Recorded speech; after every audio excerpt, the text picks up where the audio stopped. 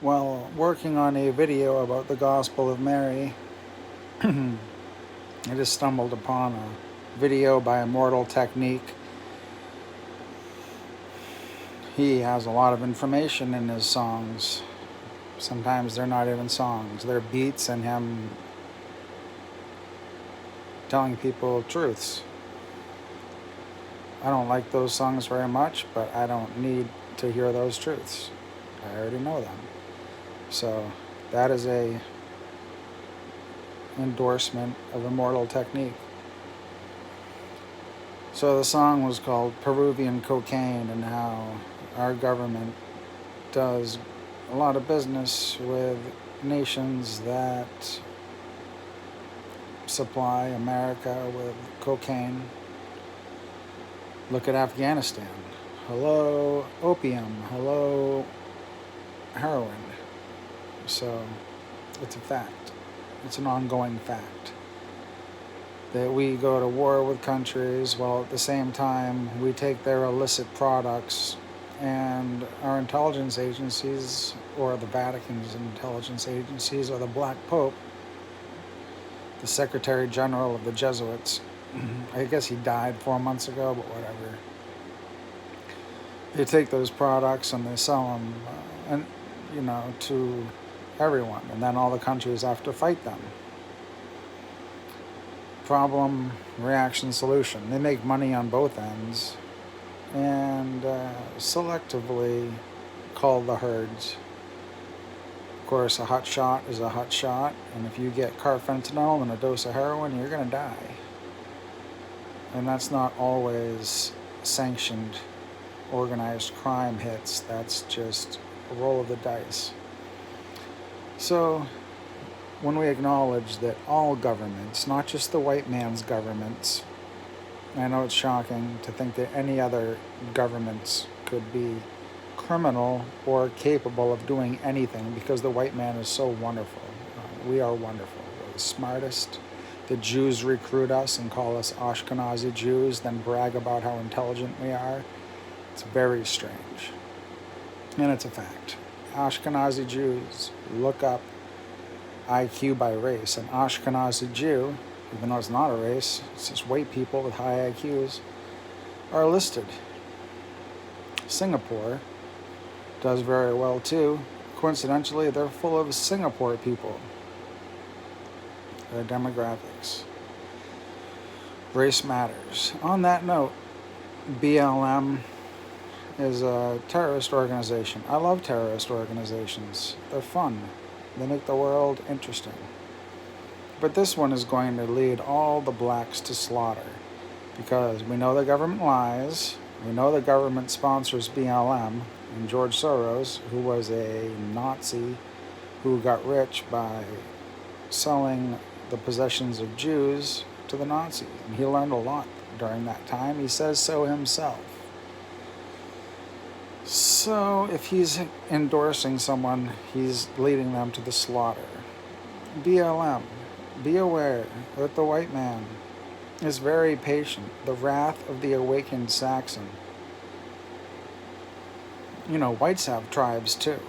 We're not all just white. There's different kinds of white people, different breeds, different tribes. Very different worlds, much like your tribes in Africa with the different names. Of course, those are all thoroughly inbred. Of course, the whites aren't. And the Arabs are, but the whites aren't allowed, unless they're royalty. And I'm royalty. It's terrible. Anyways. Yeah, BLM is being led to slaughter. Like, in America, Germany won World War II. The Nazis, the Democrats, have been behind nearly all the active racism in America. And now the Mexicans are a better crop of cheap labor, and they're going to slaughter the blacks. So if you get in bed with BLM, know that you're signing your death warrant, most likely. Not even a warrant, you're just going to get killed.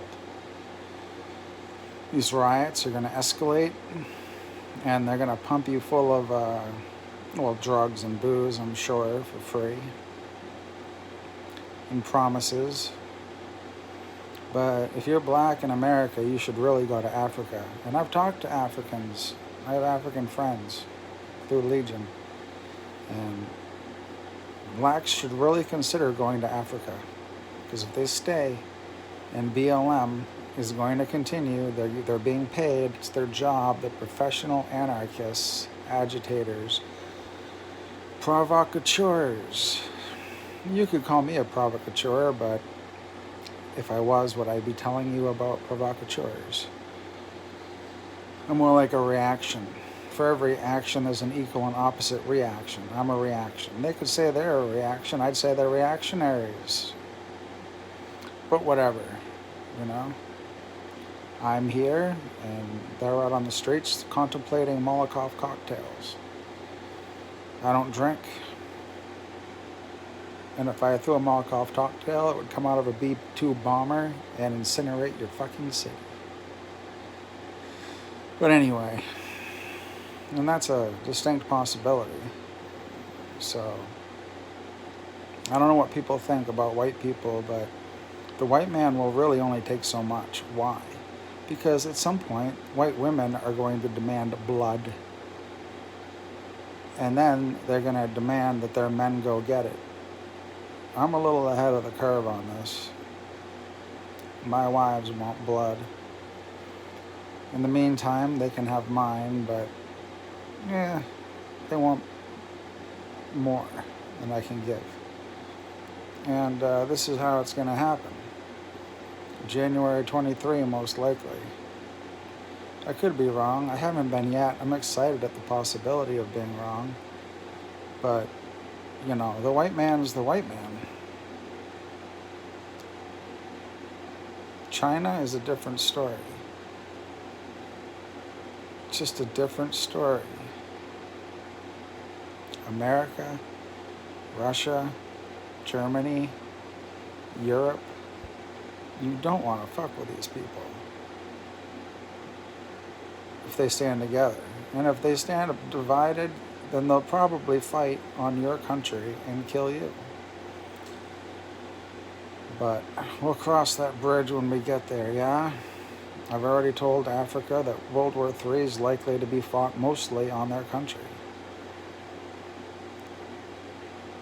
And I've done a lot of work to try to minimize the damage. So it's odd, you think, to send Africans back there, right? Okay, let them get slaughtered here. Or let them return to where they're comfortable because they don't feel like they matter here. And if you're going around chanting that your life matters, it means it doesn't. And if you're going around saying your life matters and mine doesn't, my family's doesn't, my friends don't, then I'm gonna fucking kill you. So either way, and I speak for like a lot of people. I wish this message would get to everyone, could save some lives. So it's up to you. It's up to you guys, you know. I got a few friends. Do I really think it would be popular, make you popular to share my videos? No. Do I look that naive? I'm pretty naive.